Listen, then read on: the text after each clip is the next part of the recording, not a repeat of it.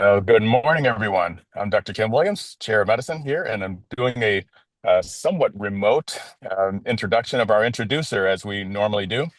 I'm so glad that you can all join us for our 2025 Lung to Yam Memorial Lecture. It's going to be given to us by Dr. Frederick Appelbaum and on cell therapy revolution. And our real introduction, will be done by Dr. Mohammed Higazi, who is Associate Professor of Medicine and Section Chief of our Blood Cancers and Cellular Therapies and Transplantation.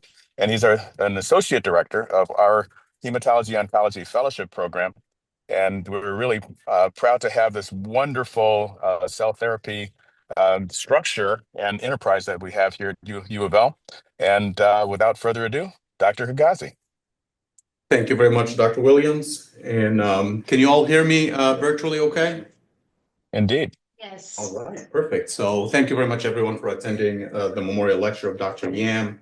I'm going to go through a quick introduction of Dr. Yam. That's a picture of his. He's a known hematologist, oncologist internationally. He passed away almost 12 years ago to the day. In May of 2013 is when he passed here after an extended illness at 77 years old. He was a prolific researcher. He published almost 200 manuscripts. His interest was in the diagnostic markers of leukemia. He had some unique tests that he developed in his time on hairy cell leukemia, as well as other blood disorders.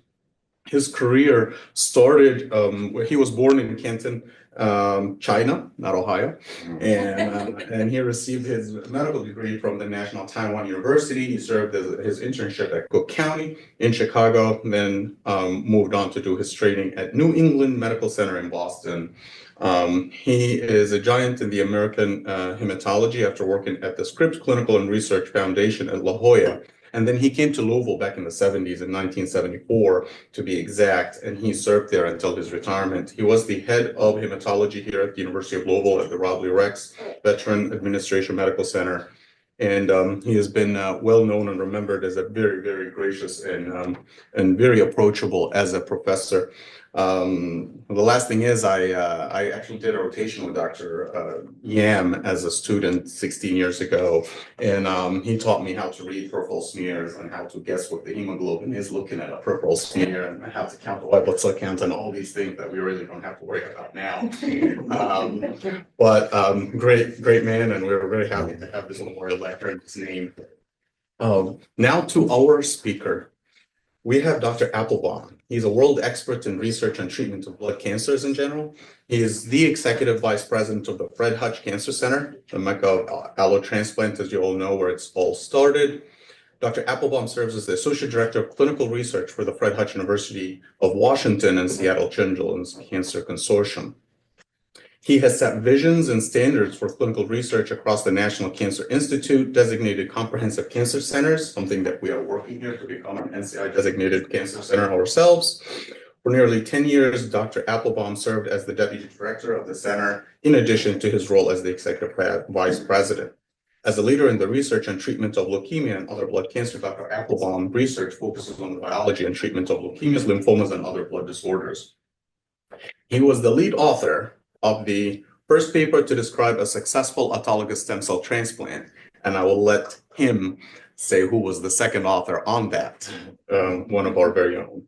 A leader in the research, we call him the father of auto transplant, as we were talking. He is also a key contributor to the discovery and development of gemtuzumab osigomycin, known commercially as Mylotarg, a drug that we still use in acute myeloid leukemia, and work towards that's the first drug conjugate to get approved by the FDA.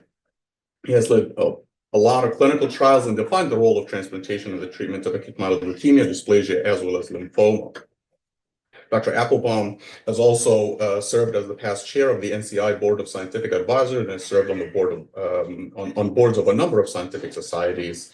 He has received a lot of awards, not to mention all of them, but I will mention a few. He has the Alpha Omega Alpha Medical Honor Society, the American Society of Clinical Oncology Statesman Award, as well as the E.D. Thomas Lecture and Award from the American Society for Bone Marrow and Transplant, which we'll call now the American Society of Transplant and Cellular Therapy. And the I didn't want to go through the whole book of resume here, so we will, without further ado, deliver the mic to Dr. Appelbaum. Thank you for joining us.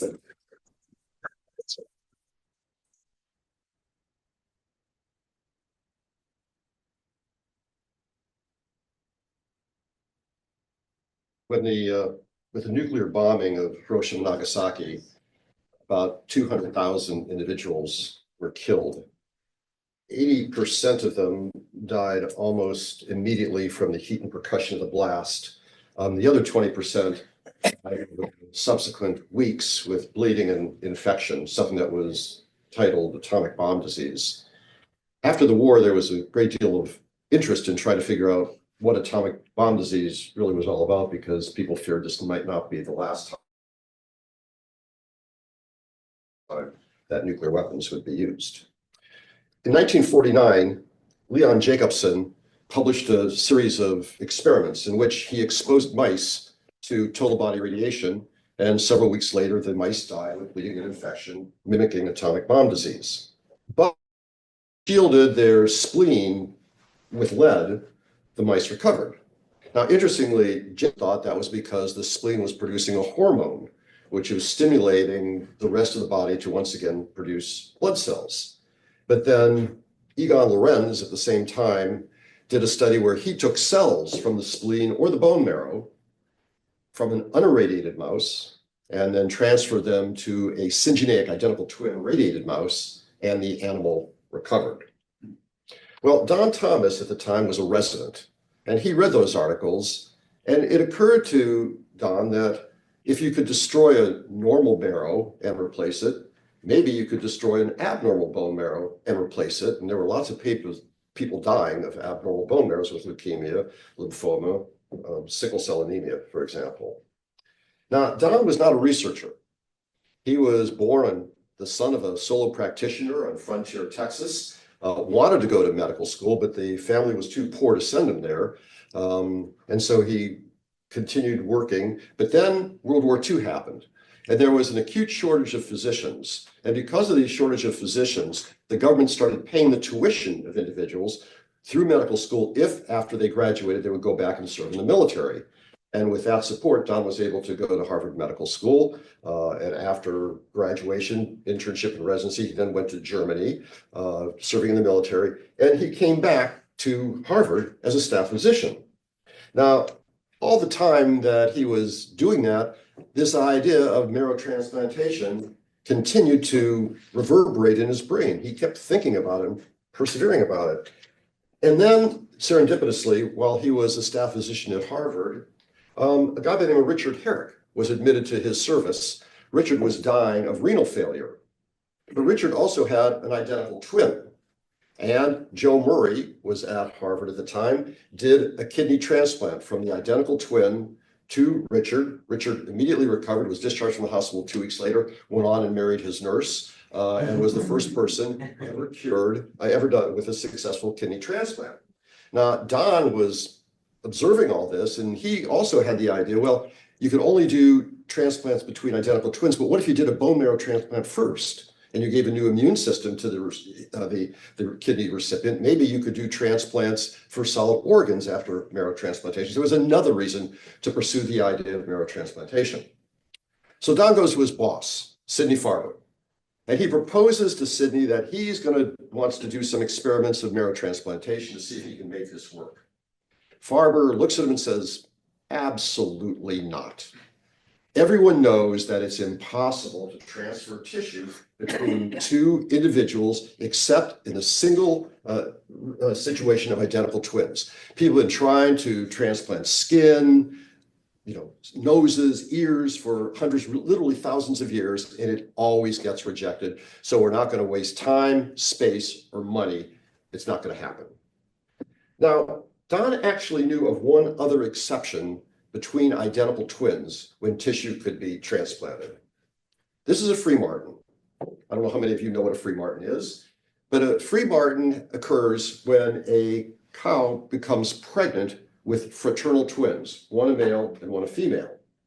Now, in cattle, as opposed to most other species, the placentas fuse. And because the placentas fuse, there's cross circulation between the two. And the male hormones from the male fetus masculinize the female, and she is born sterile.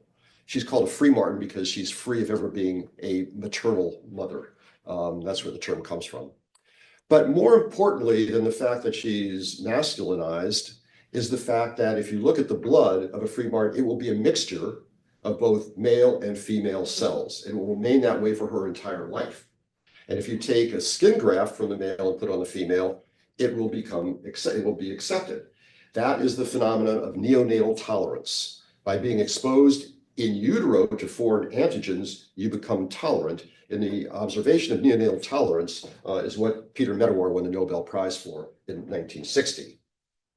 So Don speculates that, and this was the key insight he had, the introduction to the host of bone marrow cells from the prospective donor at a time when the immune system of the host is reduced by radiation or other means to a fetal-like stage of acceptance might allow for the development of tolerance and successful engraftment. And that was what Don was banking on. Of course, nobody knew if this was true or not. He just had this idea. Well, he wasn't going to be able to pursue his idea in Boston, so what does he do? He quits his job in Boston, and he moves to Cooperstown, New York, to the Imogene Bassett Hospital. Now, why in the world would he leave Harvard and go to Cooperstown to the Imogene Bassett? Well, the reason is because of this guy, Joe Farabee. He's the one with the bow tie, and Don's the one in the middle. Well, Don and Farabee had met while they were interns together at Harvard and became friends. And Don told Farabee about his idea of marrow transplantation. Farabee thought that was an interesting concept. Well, Farabee had since left Harvard and had moved to Cooperstown. And at the Imogene Bassett, he had some space, and the hospital had given him some money to do research. And so he invited Don and said, "Well, up here and we can try this together." And so that's why Don left Harvard in 1955 and moves to Cooperstown. And he gets there and they start doing transplants. So they do 6 bone marrow transplants. Now, they have no idea of what HLA is. They have no idea how to select their donors. They have no idea of how much immune suppression to give in order to get a graft. And not surprisingly, all 6 patients die. They were at death's door when they started, but they didn't get any better. And there was temporary engraftment in just one of the 6. And they were getting the bone marrow from wherever they could find it. In fact, the first case, they got the bone marrow from a stillborn fetus. The second case, someone was undergoing a thoracotomy, and they took the bone marrow from a rib that was taken out. But they wanted to try it, and they did show that you could give the bone marrow intravenously without disaster. And in his discussion, this was published in the New England Journal, in his discussion about why he's doing this, he writes the following: "In an atomic age with reactor accidents, not to mention stupidities with bombs, somebody's going to get more radiation than is good for him. If infusion of marrow can induce recovery in a mouse or monkey after lethal radiation, one had best be prepared for this form of treatment in man. The leukemic patient who needs radiation in bone marrow and the uremic patient who needs a spare kidney are the people who deserve immediate consideration. From helping them, one will be preparing for the atomic disaster of tomorrow, and it is high time one did." That's in the discussion in the New England Journal. Well, Don realizes that he doesn't know enough about transplantation to make it work in humans. And so he goes and starts working in an animal model. And the animal model he uses are dogs. And the reason he uses dogs are threefold. Number one, they're an outbred species like man.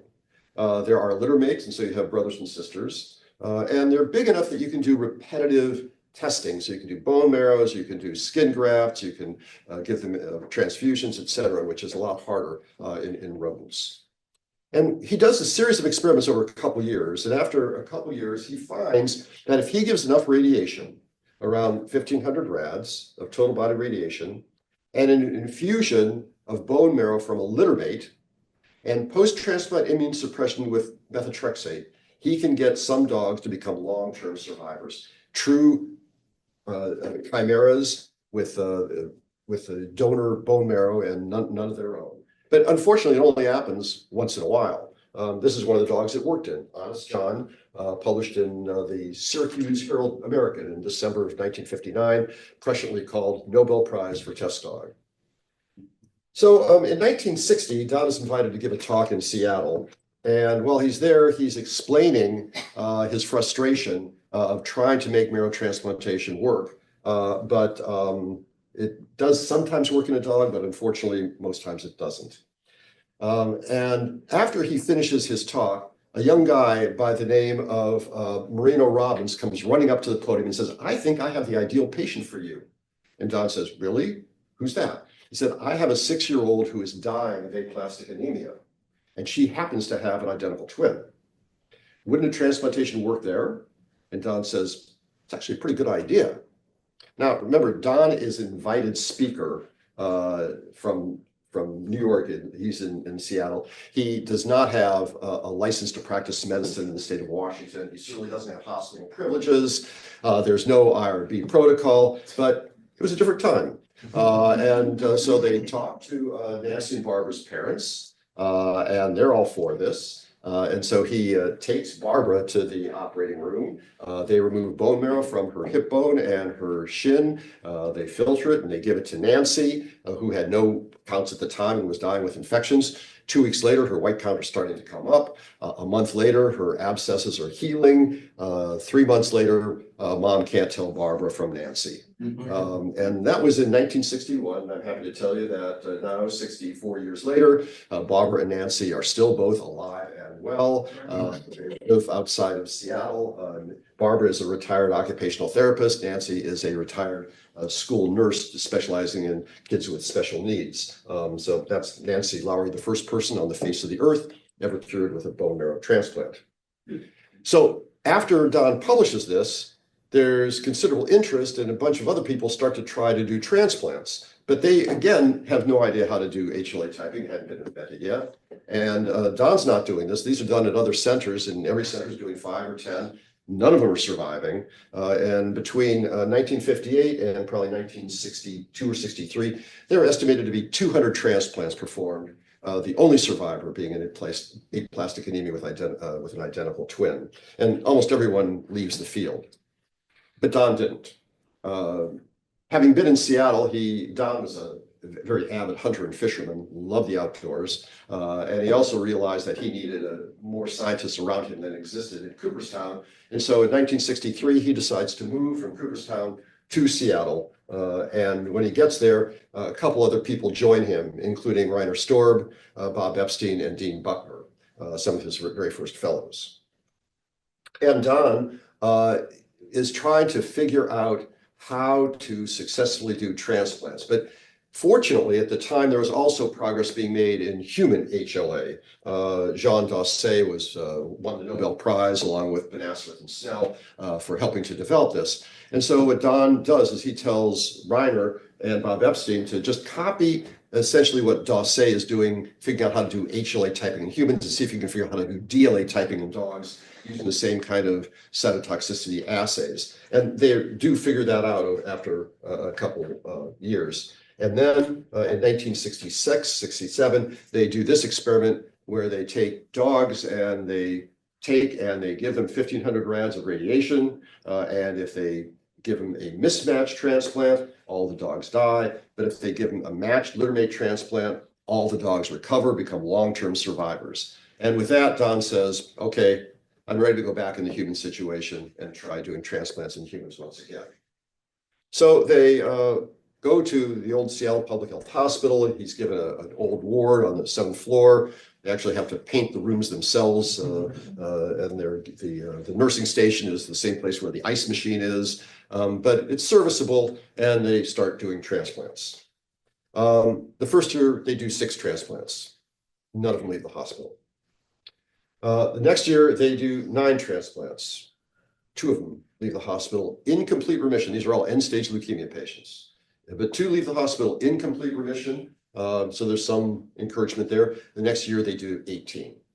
Well, this is the survival curve. And I'd like to point out that this is in days. This is not weeks, months, or years. This is days. And so you can see that by 1 month. Between 1969 and 1972, within 1 month, almost half the patients are dying.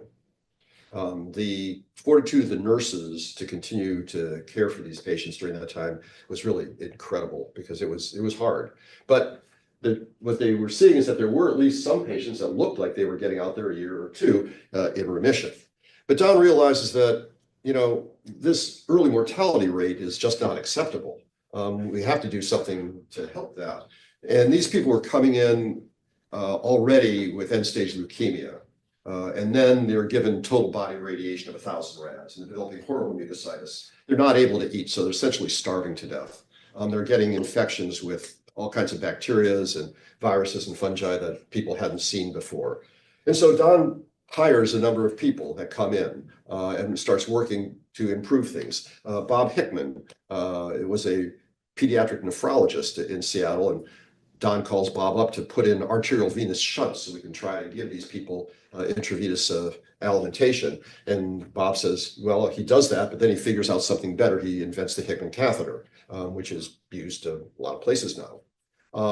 We figure out how to put patients into laminar airflow rooms so they won't get infected. We give them daily white cell transfusions until their counts recover.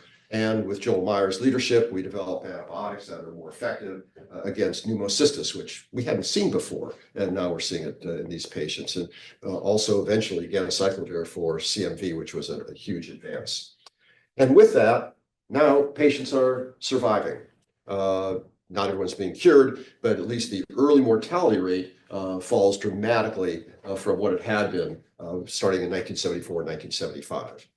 And in addition, as he's watching these patients who are on the tail of the curve, more and more of them are getting out to be 3, 4, and 5 years disease-free, suggesting that these patients really are cured of otherwise incurable leukemia. In 1975, Don publishes this 2-part article in the New England Journal. And before that article, I don't think most people knew what bone marrow transplantation was, quite frankly. This sort of introduced bone marrow transplant to the rest of the medical community.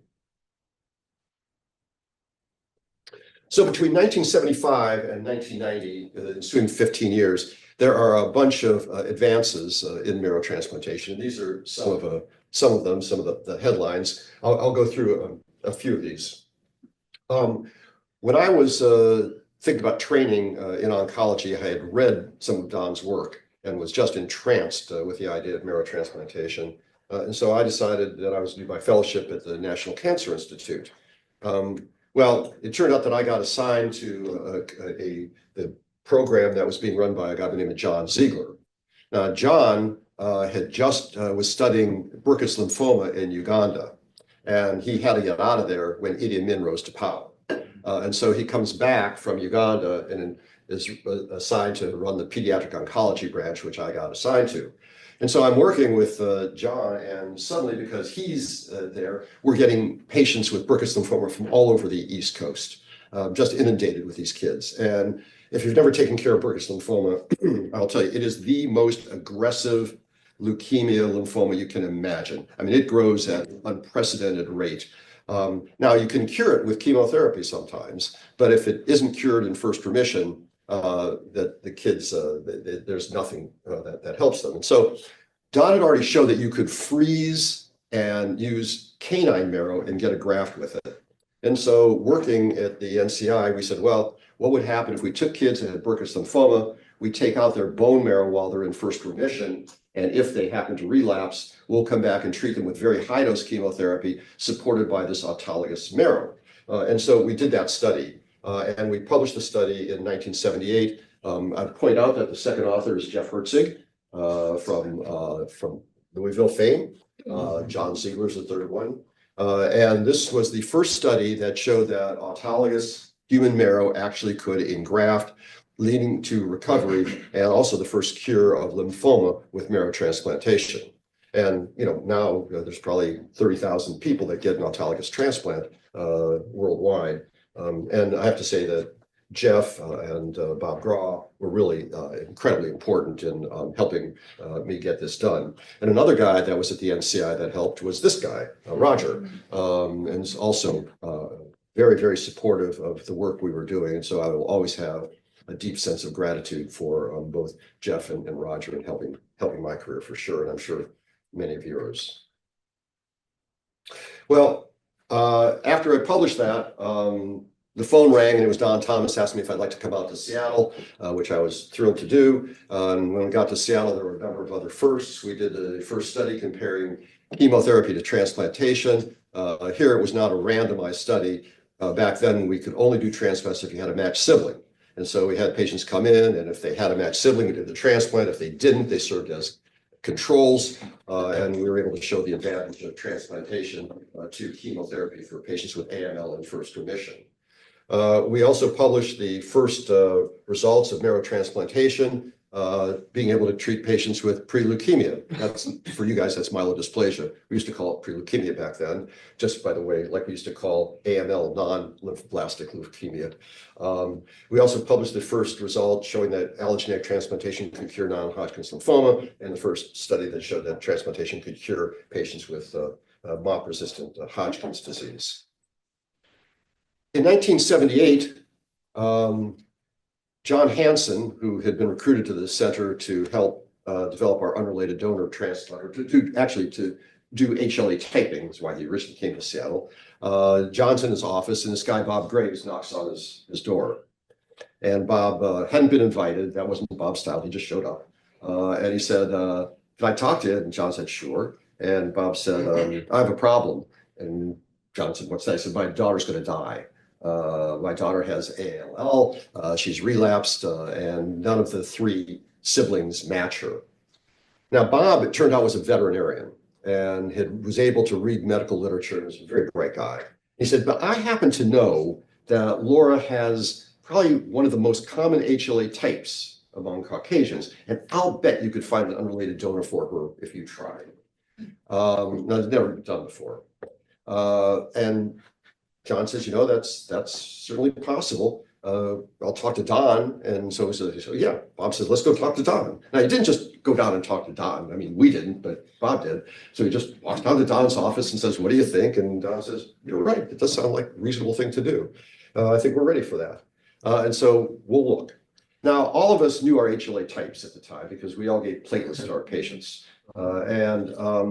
So John starts looking through his files. Now, a file back then was a little wooden box and had little cards on it that were, 4 by 6. That's what a file was. It wasn't a computer. And he looks through his files, and sure enough, one of our lab techs absolutely matched Laura perfectly.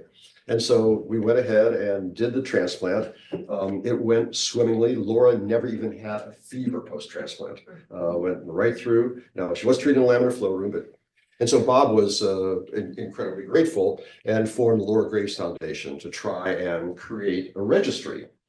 Well, HLA is remarkably heterogeneous. And so the likelihood of being able to actually form a registry, you would need hundreds of thousands, maybe millions of people to actually do it. And so the idea was floated to the NCI and the NIH, and they said, nah, that's a bridge too far.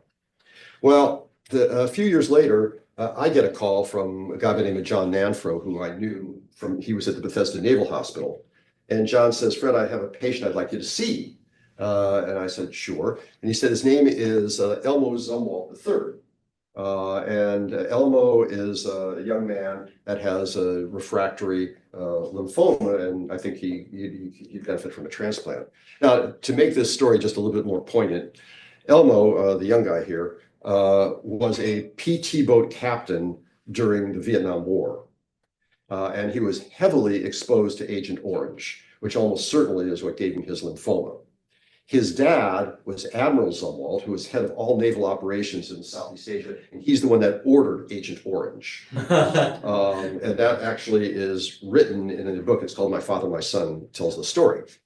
So Elmo and his dad come out to Seattle, and we're talking, and the Admiral says, is there anything I can do to help you guys? And I said, well, I'd like you to meet Don's house. And so I took the Admiral down to meet Don, and they hit it off really well. And Don talked to the Admiral about, yeah, maybe you could help by supporting the development of a registry. And so Admiral Zumwalt was the guy that got the first $15 million from the Navy to support the formation of the NMDP. And so that's how the NMDP got formed. And today, there are 40 million people worldwide that have had their typing done and have volunteered to serve as unrelated donors. In 1980, we performed the first transplant for thalassemia. This was a little kid by the name of Luca. And Luca now is 44 years later, a successful business person in Milan, Italy. The very first person on the face of the earth is ever cured with thalassemia. It was 4 years later that the first person ever cured of sickle cell disease was treated.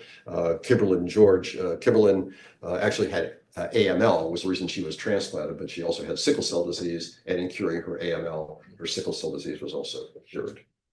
And so with those firsts, after that long list from 1975 to 1990, in 1990, Don gets the Nobel Prize, which, by the way, he shares with Joe Murray, the guy that did the kidney transplant that inspired Don to try and get into marrow transplantation.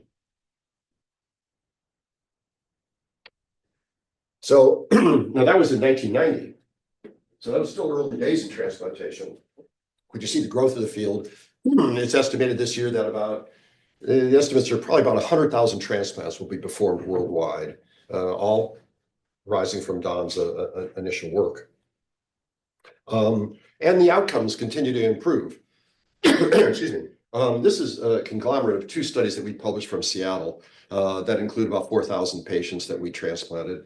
And you can see from 1993 to 1997, 2003 to 2007, 2013 to 2017, there's improvement that just keeps getting better and better. And this is raw data. This is not risk adjusted. The patients that we're transplanting more recently are more often mismatched. They have more therapies given to them beforehand because there are more therapies to give. And they tend to be older. We joke as the transplanters get older, so do our patients. And so you can see this continued improvement. Now, why is this improvement happening? That would be a whole textbook of medicine. You can look at every single comorbid event that happens after transplantation, whether it be CMV disease, fungal disease, kidney failure, increased liver dysfunction, graft versus host disease, or relapse. And from those 3 decades, every one of them have continued to improve. And they're improving because of all sorts of advances, not by transplanters necessarily, but by the people that work with us, our infectious disease experts, our renal disease experts, the people that do the HLA typing, pharmacologists, all of them contributing. And so ganciclovir prevents CMV disease, the use of fluconazole prophylaxis to prevent fungal disease. Morconazole is a lot better than amphotericin. I don't know how, the old shake and bake, which just led to renal failure in just about everyone that got it. Ursodeoxycholic acid prevents liver disease. Better typing allows us to decrease the amount of graft versus host disease, and better preparative regimens additionally have helped things. So where are we going now? There really are, I think, first of all, just parenthetically, I'll tell you that I used to have 4 areas of areas that we had to improve. The first was finding donors. But actually now, with the development of unrelated donors, haploidentical donors, and cord blood, we can find a donor for just about every patient that needs an allogeneic transplant now, where that was not the case in the past. So I think we've not entirely, but probably gotten that one off the list.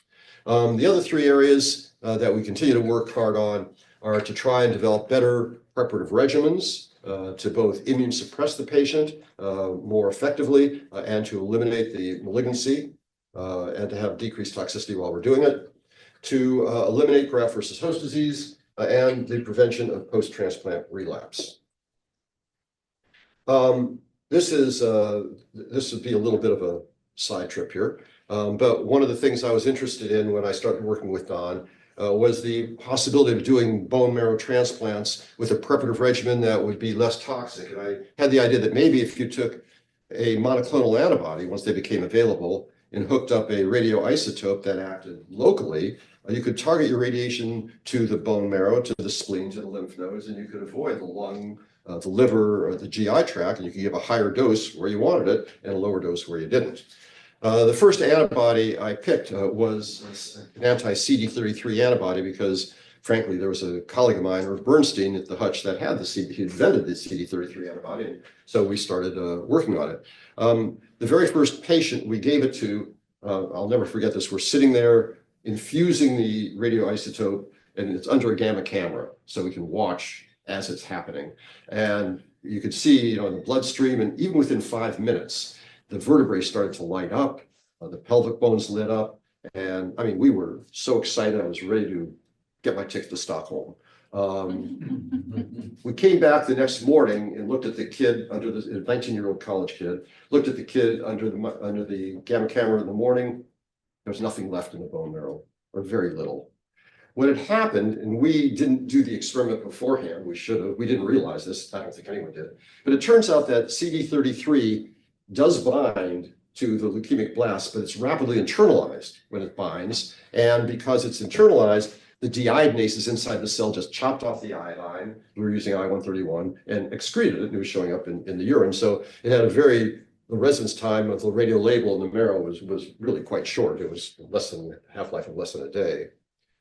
We went back and actually did this in the laboratory. We should have done it beforehand. And what you can see is that if you just take cells and you put them in culture, the label doesn't stick with the cell, it shows up in the media. So instead, we said, well, let's get a more cell surface stable antibody. And so we then went and started using CD45 instead of CD33.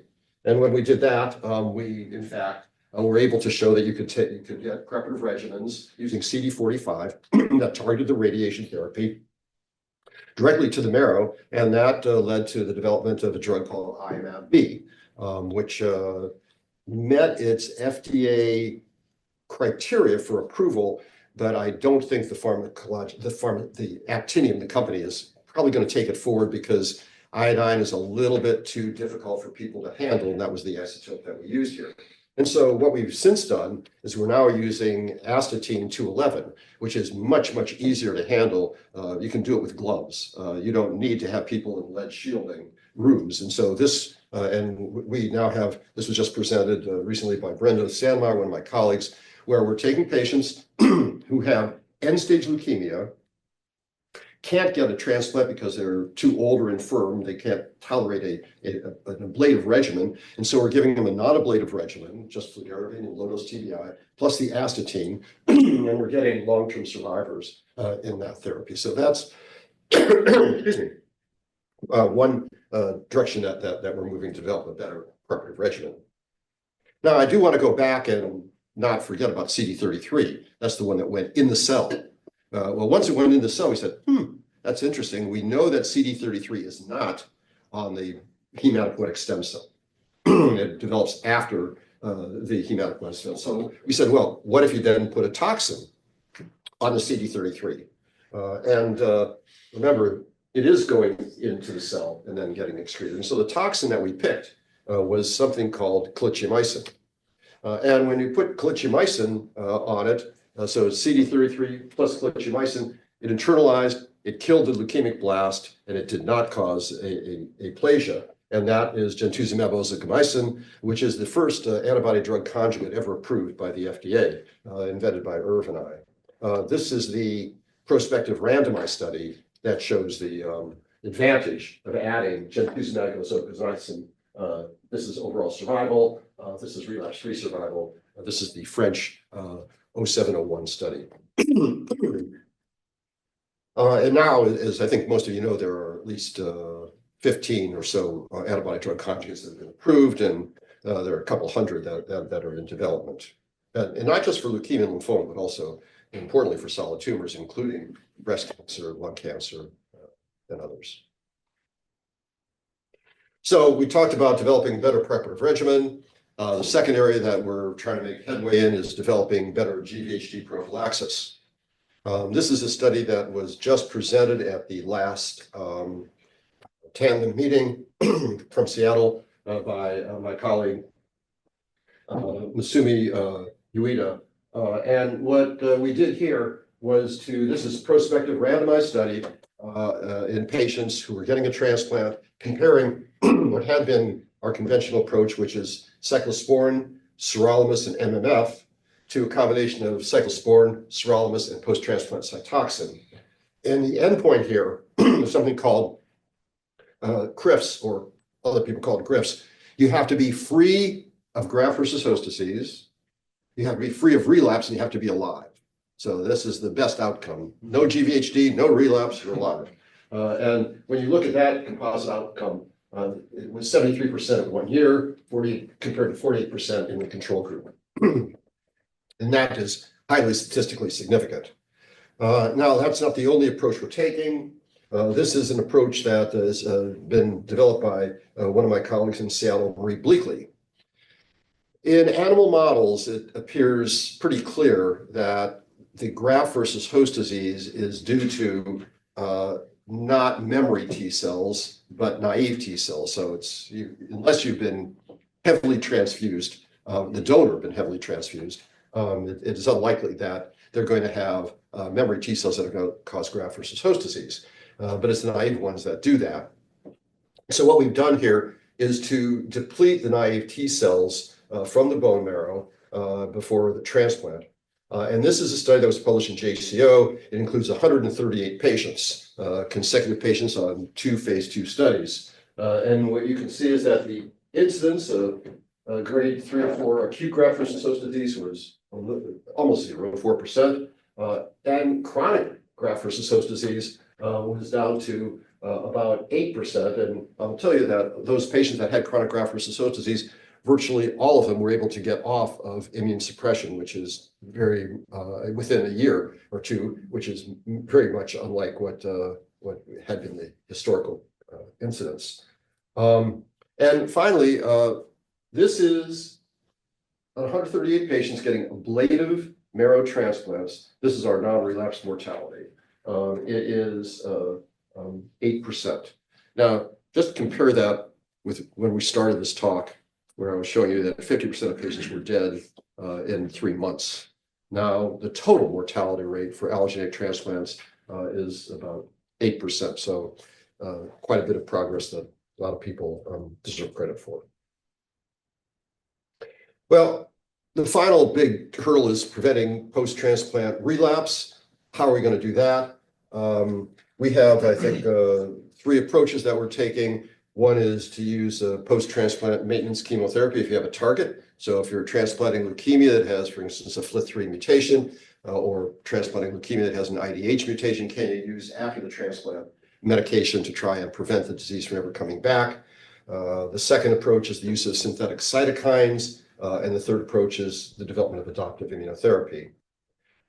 This was a study that we participated in. It's an intergroup study from the CIBMTR, the BMT-CTN, sorry, where we looked at gilteritinib, which is a FLT3 inhibitor, as post-transplant maintenance. And what you can see in this curve is that if you were MRD negative going into the transplant, adding gilteritinib didn't help you. But if you were MRD positive, having gilteritinib had a major advance. And so we're now able to both help the people who need it and avoid the toxicity in those that don't with the use of post-transplant chemotherapy. And there'll be others as we develop specific inhibitors, but we need better specific inhibitors. And if menin inhibitor is going to work, we don't know yet, but IDH inhibitors, et cetera, et cetera. So that's one approach.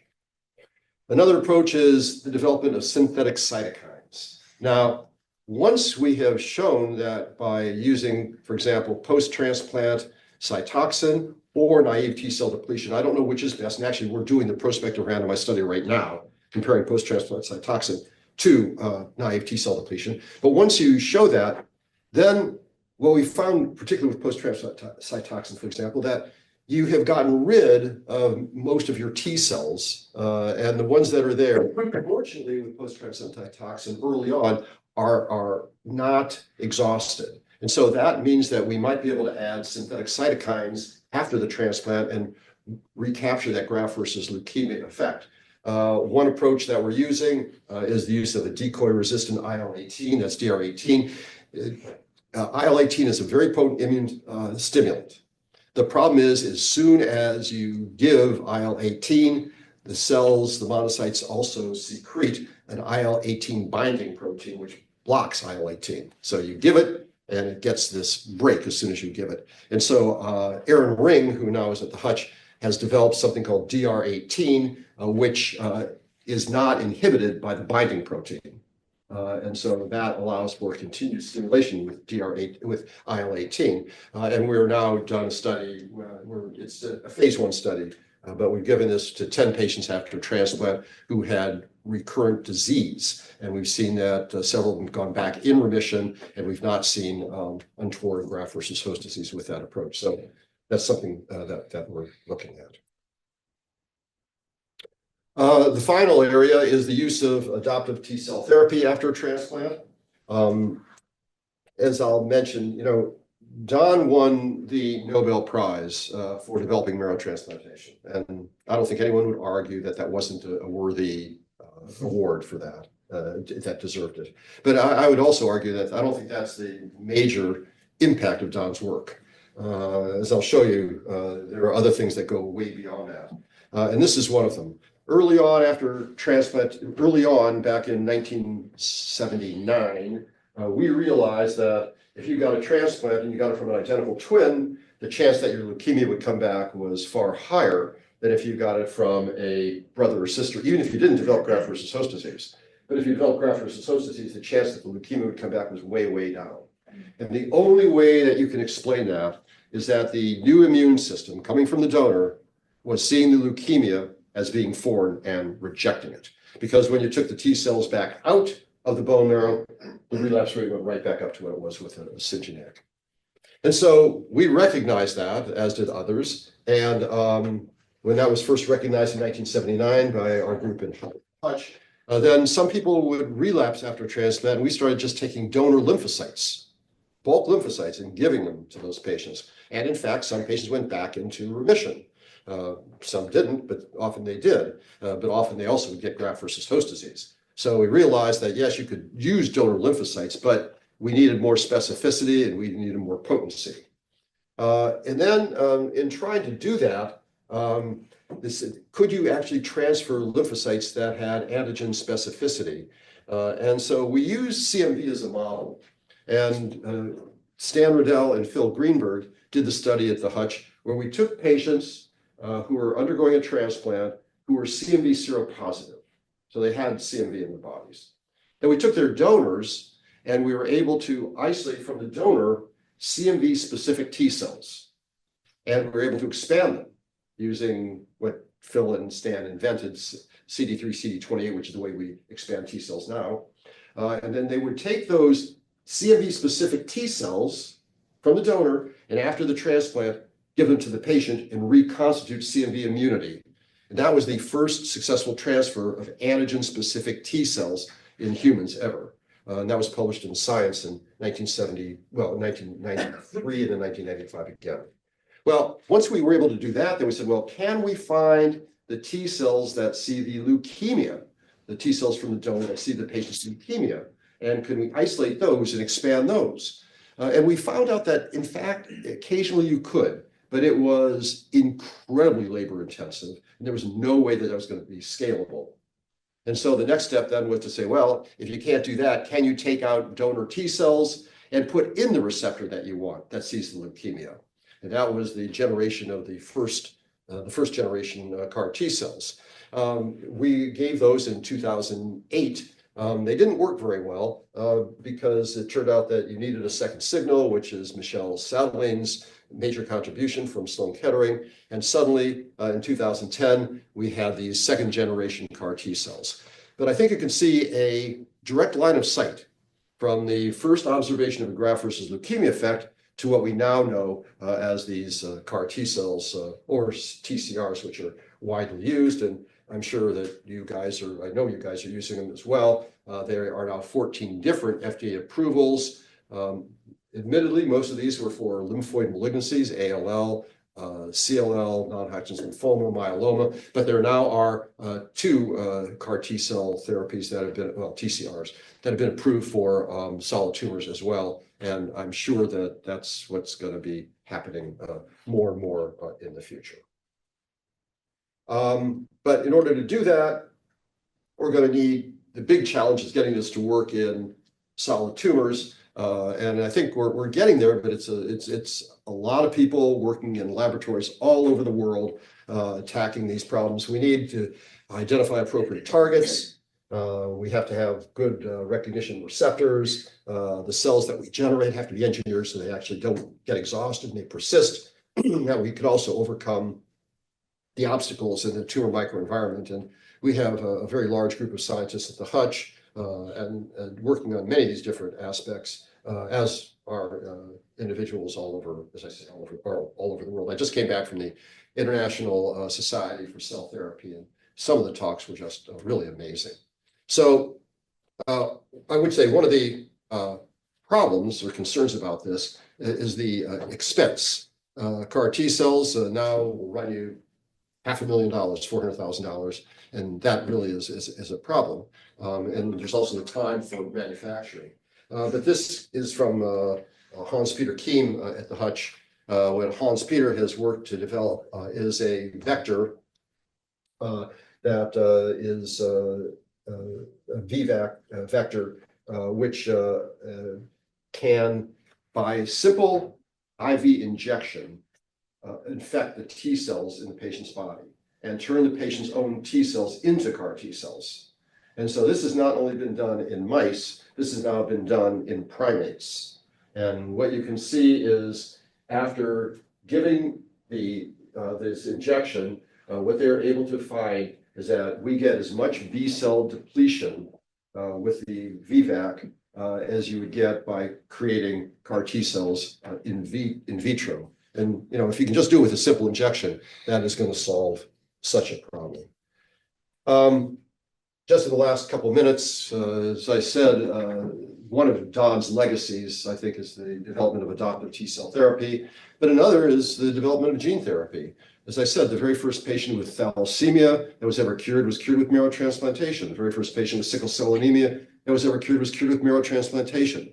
So once you could do that, why not figure out, once you can do gene engineering, take out the patient's own bone marrow, and then you can do an autologous transplant by taking out the bone marrow, fixing the problem with the gene, either by putting in a normal hemoglobin gene, or as they did with Victoria Gray, using CRISPR to knock out the switch from fetal hemoglobin to adult hemoglobin and give back the bone marrow, which then is producing fetal hemoglobin, which people are just fine with, give it back. And Victoria is now 5 years out, doing fine. And we just saw that at the ICST meeting, additional numbers of patients that have been treated with this technique. And as you know, there are now 2 therapies that have been approved for gene therapy for sickle cell and for thalassemia. But like for CAR T cells, this is going to run you between $1 and $2 million, which puts it out of reach for most of us. But again, just like I said for CAR T cells, we now have methods where we can edit stem cells in vivo with a simple injection. And get, with prime editing, we can turn the hematopoietic stem cell into one that is making normal hemoglobin. There are 300,000 kids born every year with sickle cell anemia. And in sub-Saharan Africa, the average life expectancy of these kids is less than 5 years. Can you imagine if you just can cure them with a single shot? I honestly believe it's going to happen. So when you talk about what Don's legacy is, marrow transplantation is important, but this could surpass that.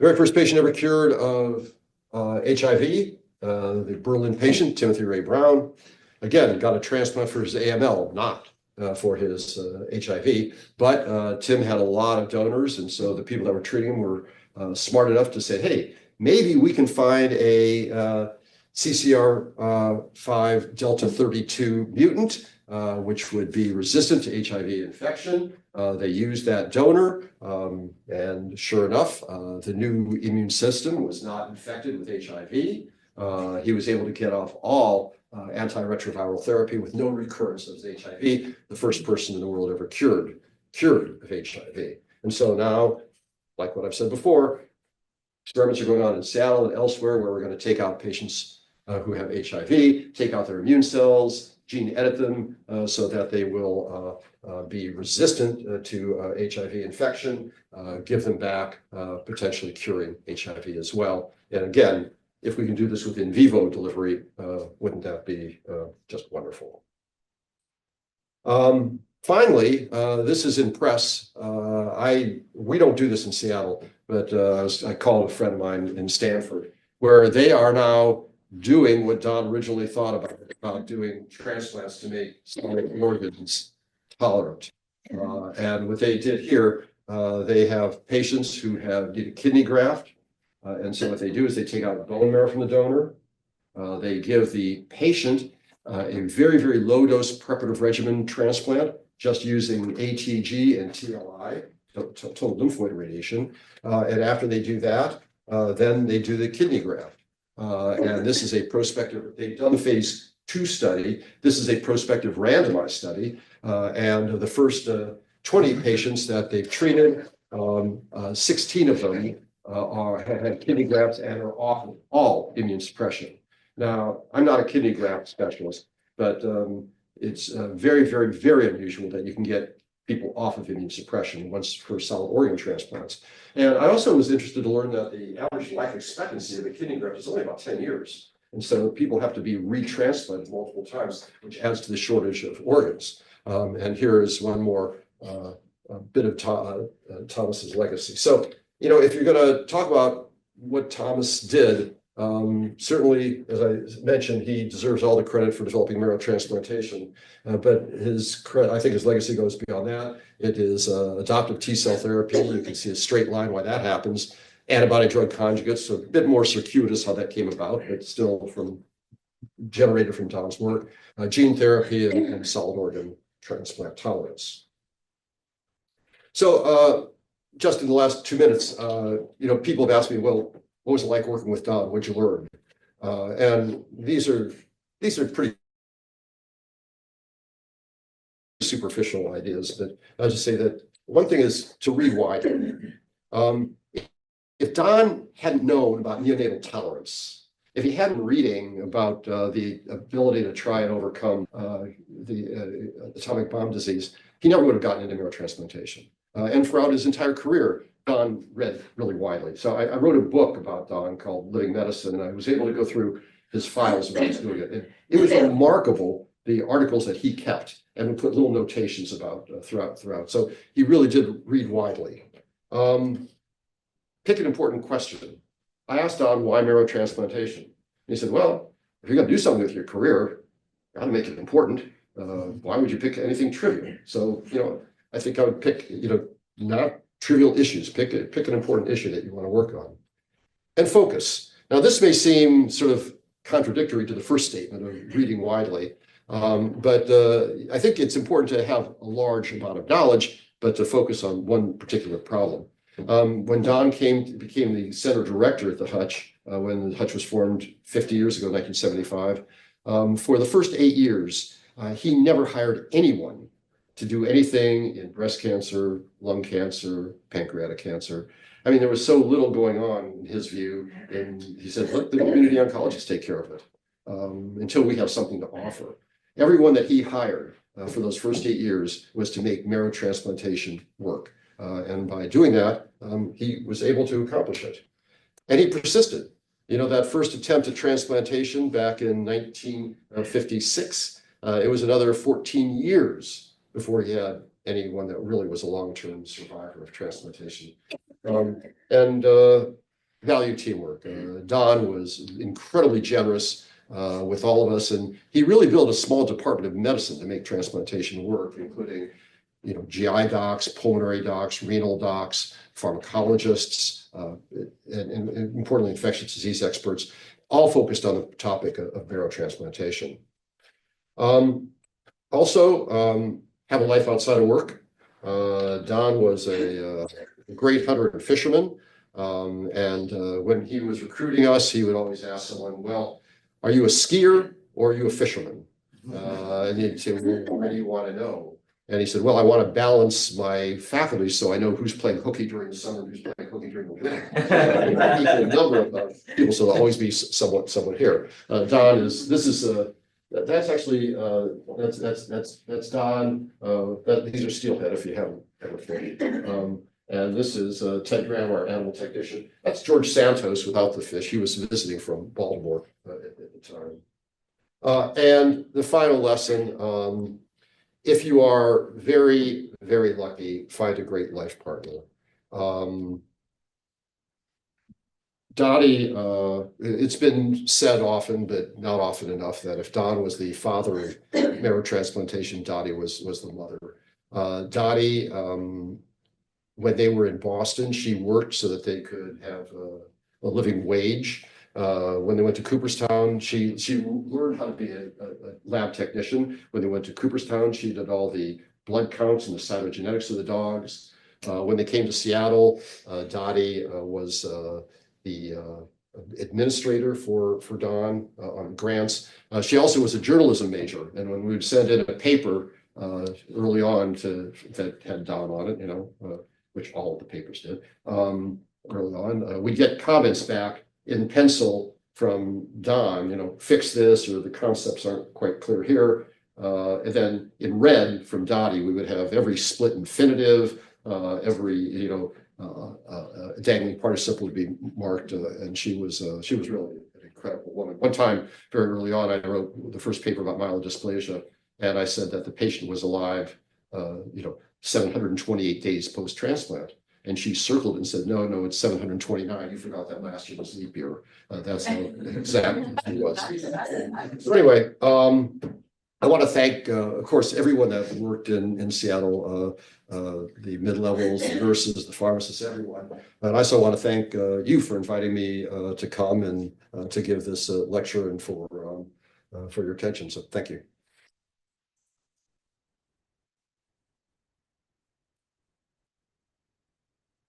Thank you very much, Dr. Appelbaum. Wonderful talk. Any questions from the attendants, Dr. Appelbaum, on this journey from the past to the present? That was a fabulous good talk. Oh, thank you. You walked us through the history. My question is about the future with all the new technologies, genomics, artificial intelligence. What do you think is the next big revolution? So I think the immune system is, there's going to be two, I think, but I think the immune system is incredibly powerful. And with our ability to find the mutations and particularly more TCRs, I think, than CAR T cells, so that we can start looking at the internal mutations and see how they're expressed and what they're doing. And that we also have the protein design that now we can do with artificial intelligence to design the proteins that we want with these like synthetic cytokines. So I do think that there's going to be increasing development of immune therapies. And although I also think that the potential for developing vaccines, if the government will let us, RNA vaccines. I can imagine a day when the way that we will be treating cancer is you will be taking blood samples once a year. You'll find a small increase in an immune signature or a protein, and you'll know that patient has early cancer. You will remove that small tumor, and then you'll vaccinate them to keep it from ever coming back. I mean, I honestly think that that's something where we'll get to. Also, I would say that the small molecule development, when people, it's still quite complicated about what you have to inhibit to kill a tumor cell. But I was just at the AACR meeting, and the fourth generation ALK inhibitors and ROS inhibitors, metastatic lung cancer. We have people that are, it's better than 50% long-term survival, metastatic lung cancer in those. So, I think it's going to be multimodal, but I think those are two big areas. Yeah. So we're now in the age of treating cancer with various forms of immunotherapy. How far away are we from being able to harness our knowledge of the immune system to prevent cancers from happening in the first place, since it's likely the aging and dysfunction of the immune system that leads to the development of clonal evolution and escape from immunosurveillance and the advent of actual cancer? Yeah, I know what you're talking about. And Er's paper was amazing. And I also thought the interesting paper recently about the clonal hematopoiesis in solid tumors being so prognostic. It was just in the New England Journal. It was fascinating. I will say that I think prevention is really, really hard. And it's really hard because you are putting so many, cancer is both common and rare. It's common as a general phenomenon, but in any one individual, any one kind of cancer is extremely rare, and so to develop prophylactic preventions, I think is really, really tough. I think we're a long way away from that, unfortunately. I wish that weren't true, but at the Hutch, we've been all in on prevention. We did the Women's Health Initiative, and we were able to show that estrogens were not, high dose estrogens were not a good thing. We also showed that antioxidants were actually a bad thing, surprisingly. The ProScar study, we've been trying a lot of different things. It's a daunting task. They're huge studies. They're incredibly expensive, and I don't want to get into politics or anything, but I think that it's getting harder and harder to do things on a large population basis. I think people are more and more skeptical about everything from vaccines to everything else that science does, and I think that's going to make it harder to do those kinds of things. Personally, yeah. Hey, And this is just my opinion. I mean, so following that question, like how are you guys following the patient family members vertically, like their family members down the line, like is it possible? Can you if you identify early, can you able to cure the disease? So we've if your question is, so we've done a lot of studies where we have looked at, well, for example, the recent study that came from our group where we looked at people that have prostate cancer, and what we found is that I think it's 12 to 14% of people with prostate cancer actually have BRCA1 or ATM mutations, so much higher familial occurrence than we had expected. And so we have, again, it takes large numbers of individuals, but I think that's getting better and better in finding those associations. And then we have a genetics counseling clinic for all those individuals. I know we're way over time, but if I can just indulge you for one more minute. This was an interesting concept. This is something that I didn't realize until a couple weeks ago that kind of said, oh, that's interesting. AI is incredibly powerful, right? Extraordinarily powerful. I mean, we can now solve math problems and chemistry problems that PhD level people can't solve with AI. But AI in medicine, in part, particularly in clinical outcomes, isn't nearly as good. And the reason is that in chemistry and math, AI can scrape up everything and put it in its model.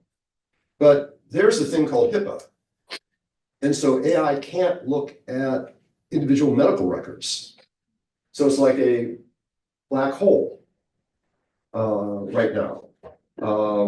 And so, and I'm not an AI expert, so please, this may be, but we were with a group of people. And now there's an alliance that's been formed between the Hutch, Dana-Farber, Sloan Kettering, and Johns Hopkins, where they think they have methods that they can get medical data, there are techniques to do this, without violating HIPAA.